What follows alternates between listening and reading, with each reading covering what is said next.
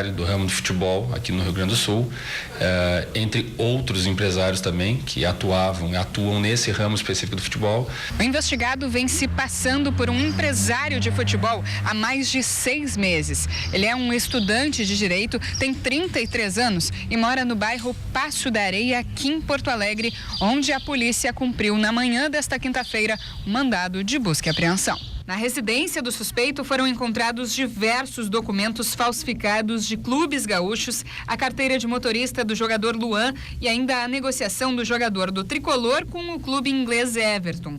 A polícia apreendeu também documentos falsificados com o passe de Leandro Damião, do Internacional, com um clube da Arábia Saudita. Ele viajou mais de uma vez para a Europa, ele fez tratativas iniciais de negociação de atletas de alto rendimento, tanto do Grêmio, 2 atletas do Grêmio e 1 atleta do Internacional. Nós devemos agora então aprofundar a investigação para confirmar lesão ou não com relação a outros empresários ou mesmo a clubes de futebol. Até o momento que nós temos confirmado foram tentativas de negociação desses atletas de alto rendimento. A polícia não revelou a identidade do empresário, mas nossa equipe de jornalismo confirmou que o suspeito se passava pelo empresário do jogador Damião, Vinícius Prates, que está viajando, mas conversou por telefone com a reportagem.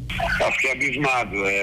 O empresário da Europa me procurou, uma documentação onde tinha minha assinatura, claro que falsificada, e a do Leandro Damião, num pré-contrato com um clube árabe, né? Eu vi que alguns meses atrás tinha uma notícia muito forte vinculada que o Leandro estava se transferindo para o mundo árabe. Isso aí meio que me deixou aguçado, porque quando começam a sair essas coisas na imprensa, porque algum ponto de verdade tem, né? Então, eu tive a sorte até de esse empresário me procurar, esse empresário europeu, me falando que uma pessoa tinha procurado ele como se fosse meu funcionário, né? Como se fosse um parceiro meu. E daí ele começou a me mandar um pré-contrato assinado com um clube árabe, enchendo a estatura do Leandro, falas dessa pessoa conversando com ele mesmo, se passando por mim, como se estivesse conversando comigo. Então, olha, um estelionatário de mão cheia. Isso se tornou um transtorno muito grande, inclusive para mim, que sou um empresário que representa alguns jogadores importantes e não ficou muito bem visto no mercado, porque ele tinha documentações muito sigilosas, né? Enfim, uma falsificação de primeiro grau, eu posso dizer. Falsos documentos judiciais também foram encontrados. A polícia pediu a prisão temporária do suspeito, que foi negada pela Justiça. Ele foi ouvido no Departamento Estadual de Investigações Criminais e liberado. O estudante não teve identidade divulgada e seguirá sendo investigado pelo crime de estelionato. A Polícia Civil deflagrou nesta manhã a Operação Faxina, que atua no combate ao tráfico de drogas no centro do estado. Na ação foram presas 14 pessoas. 22 mandados de busca e apreensão foram cumpridos e 14 pessoas foram presas, 12 preventivamente e 2 em flagrante por tráfico de entorpecentes durante a ação da polícia nas cidades de Rio Pardo, Santa Cruz do Sul e Pantano Grande. 5 veículos foram apreendidos, além de maconha, cocaína e pedras de crack. Segundo informações, o alvo principal da operação, preso nesta quinta-feira, é um empresário que já possuía condenação por tráfico de drogas e estava em prisão domiciliar. Ele e o fornecedor do grupo utilizavam tornozeleira eletrônica e, apesar disso, se deslocavam por diversas cidades. E a Polícia Civil deflagrou também a Operação Gêmeos em São Lourenço do Sul, na região sul do estado, e em Porto Alegre. 25 pessoas foram presas. Foram 4 meses de investigação. Hoje foram feitos cumprimento de 20 mandados de busca e apreensão e 25 mandados de prisão.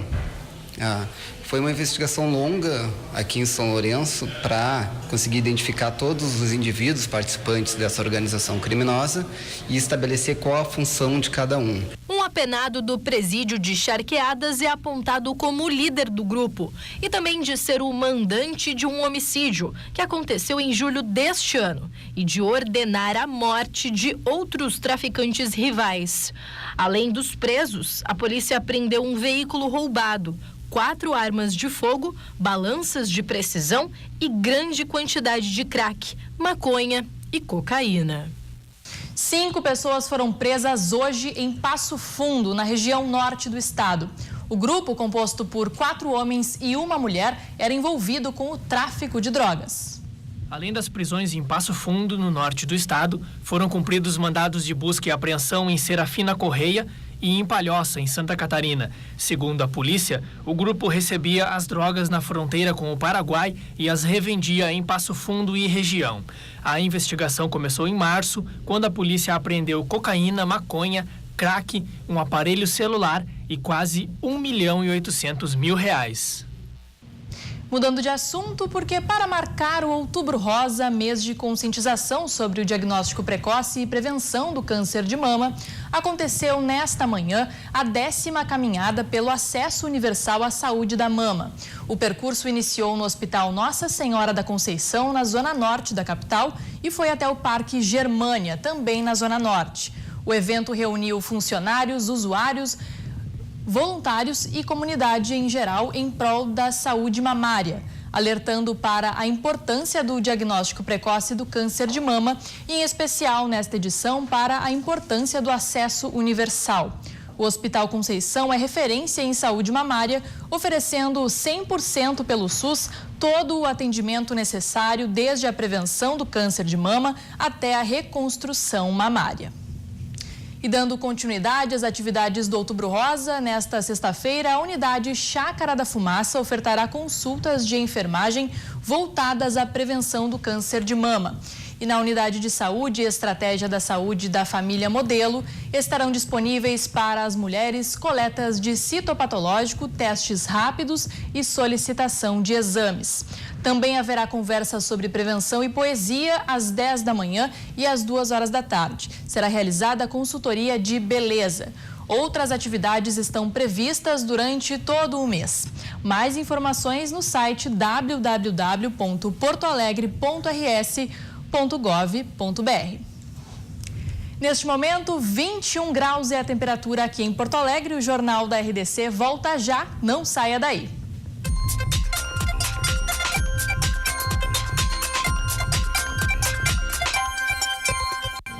Estamos de volta com o Jornal da RDC.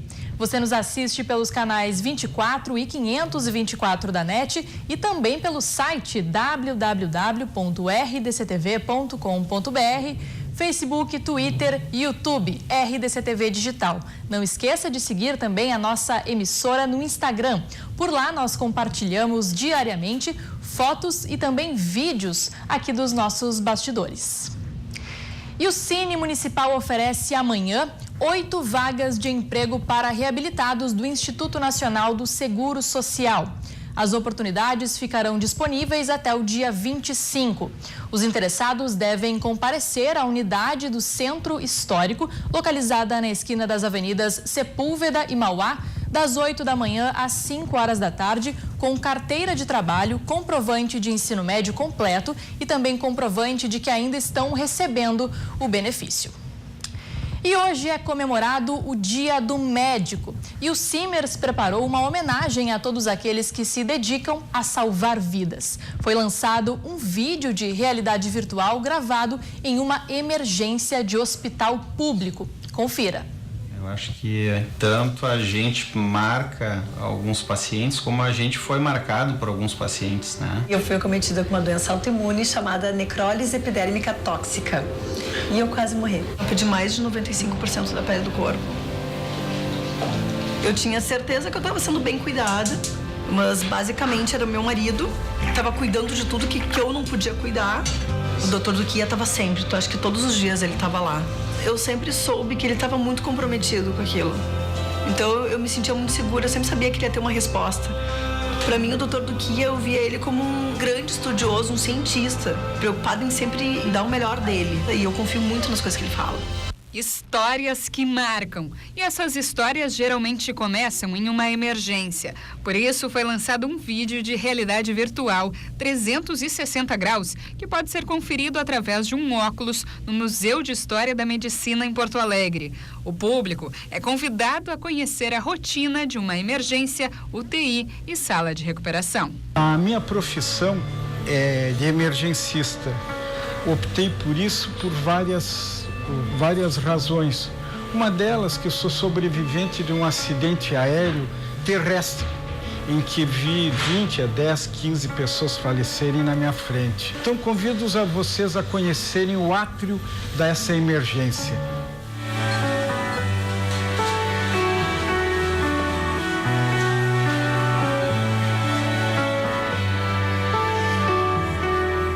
Foi bastante interessante, primeiro, conhecer essa realidade de uma profissão que está tão presente no dia a dia de todo mundo. E mas o que eu achei mais interessante foi saber a motivação dele, né? Foi um cara que ele sofreu um acidente, viu várias pessoas mortas e isso motivou ele. É bom você saber que as pessoas pegam isso para fazer algo bom, né? Se você chegar num desses plantonistas aí, eles não saem nem para almoçar nem para jantar, eles ficam ali aquele tempo inteiro. Então, tu referes uma homenagem, eu te diria assim, é um registro que os médicos fazem de uma atividade que é uma atividade humana, que também somos seres humanos. O público pode conferir a exposição até o final do mês no Museu de História da Medicina, das 10 horas da manhã até às 6 da tarde. A 64ª Feira do Livro de Porto Alegre já tem um patrono, ou melhor, uma patrona. A advogada e escritora Maria Carpe foi escolhida durante votação nesta noite. Mais detalhes com a repórter Manuela Veiga. A escritora Maria Carpe é a patrona da Feira do Livro de Porto Alegre no ano de 2018. A decisão aconteceu aqui no Centro Cultural da Universidade Federal do Rio Grande do Sul na noite desta quinta-feira. A nossa equipe acompanhou o evento. Importante lembrar que o tema da feira neste ano é Livro Livre, um mundo na praça. A programação irá contar com 800 atividades gratuitas entre os dias 1º e 18 de novembro. Manuela Veiga para o Jornal da RDC.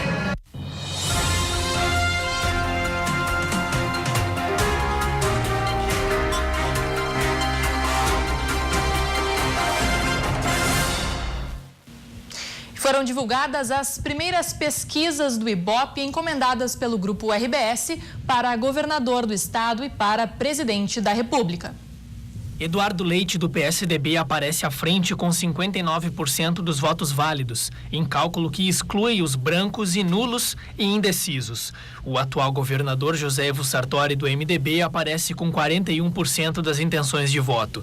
Nesse cenário, os candidatos estão com 18% de diferença das intenções, a apenas 10 dias do segundo turno. Considerando os votos totais, o ex-prefeito de Pelotas soma 52% e o governador 36%. Brancos e nulos somam 8% e 4% não responderam ou não sabiam.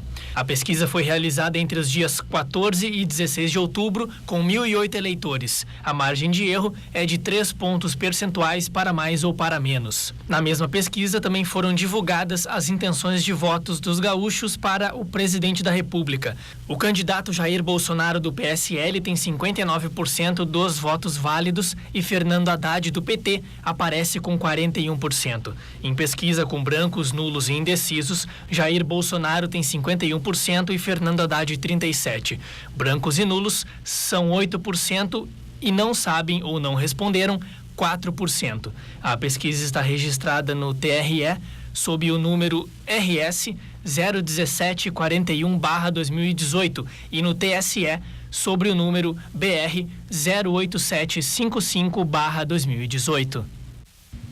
E o presidenciável Jair Bolsonaro, do PSL, está liberado para retomar sua agenda de campanha e até mesmo participar de debates. Médicos do Hospital Israelita Albert Einstein estiveram na casa de Bolsonaro nesta quinta-feira. Ele passou por uma avaliação, realizou exames e mostrou ter boas condições de saúde. Segundo o comunicado divulgado pela equipe médica, Bolsonaro apresenta boa evolução clínica e a avaliação nutricional evidenciou melhora da composição corpórea, mas ainda exige suporte nutricional e fisioterapia.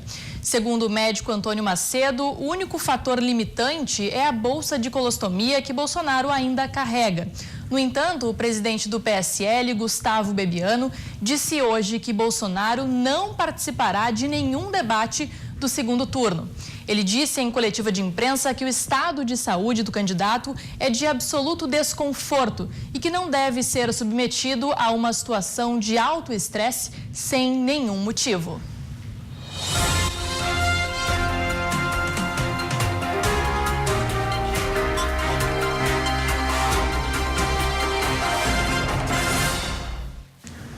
E o programa Cruzando as Conversas desta quinta-feira vai discutir a criminalização da homofobia.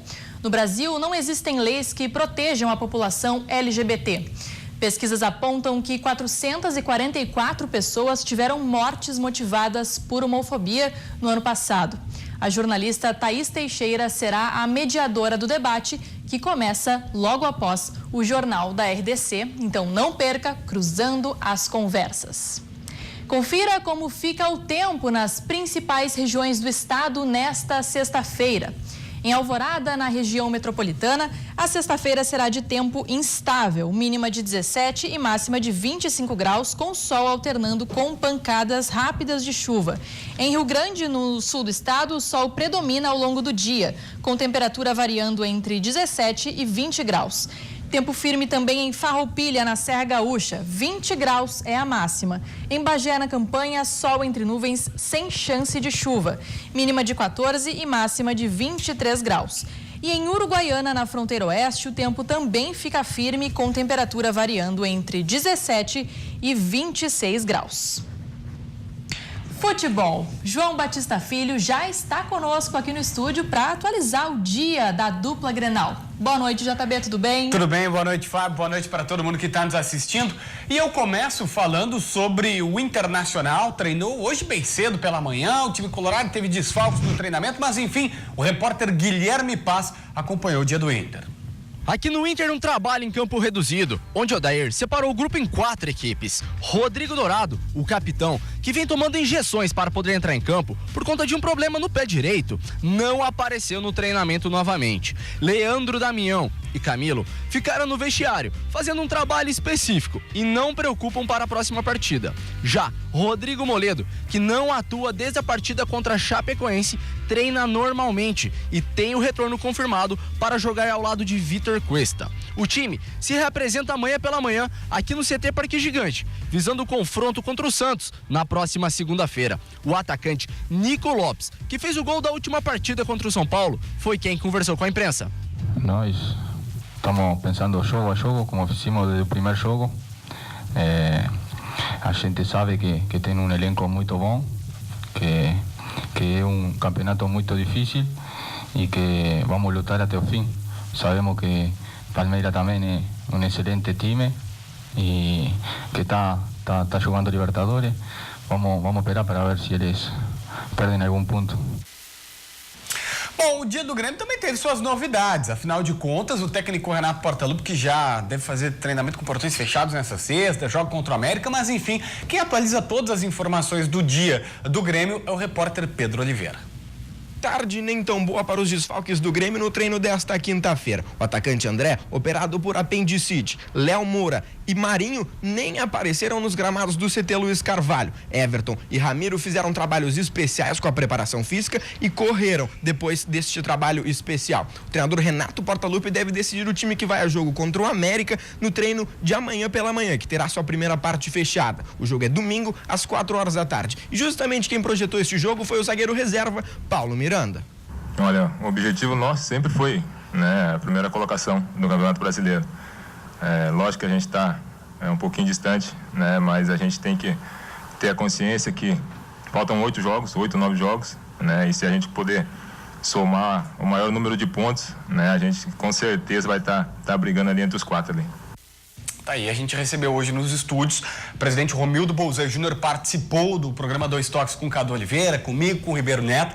Eu já faço, se você perdeu alguma situação, vá no nosso Facebook, bota lá RDC, procura no Dois Toques, no YouTube também, tem a íntegra do presidente Romildo. E amanhã, uma matéria até com os bastidores da visita do presidente aqui, alguns destaques no Rio Grande em Movimento a partir do meio-dia, mais ou menos o bloco do esporte ao meio-dia e 25, que você já está acostumado.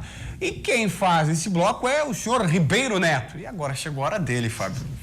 A hora das verdades da bola. Ribeiro Neto e as verdades da bola. Oferecimento Trilegal. Sua vida muito mais Trilegal. Para quem acompanhou a final da Copa do Brasil, Cruzeiro campeão, na minha opinião com justiça, pois era o melhor time, viu que o VAR, né, acabou se tornando protagonista da festa. E não num aspecto positivo. Eu quero dizer o seguinte para vocês, por mais que eu ache também que o VAR e o juiz tenham se equivocados em 2 lances capitais, no pênalti em favor do Corinthians e depois do gol que o Corinthians fez, o segundo do Pedrinho, eu acho que a gente não pode duvidar do que ele agrega para o futebol. Eu sempre fui um defensor da tecnologia auxiliando a arbitragem. É óbvio que nós estamos vivendo uma fase de adaptação, né? Não só quem está em cima no vídeo, mas também quem está lá embaixo. Porque quem decide no final das contas ainda é o árbitro. O VAR é um auxiliar. Ele detecta e orienta o árbitro que está lá embaixo, mas a decisão final ainda é do juiz, que me parece ter sido ele o equivocado no final das contas. Nós hoje tivemos outros problemas de interpretação e isso vai acontecer. É um momento de transição, mas por favor, o VAR chegou, tem que ficar e só assim nós vamos minimizar as chances de erro no futebol. É ou não é? Só as verdades. Um abraço. Isso aí, né? É ou não é, Fábio? É, as verdades da bola. Isso aí, gente. Muito obrigada pela companhia de vocês. Nesta quinta-feira, assista agora o programa Cruzando as Conversas. Uma boa noite e até amanhã. Boa noite.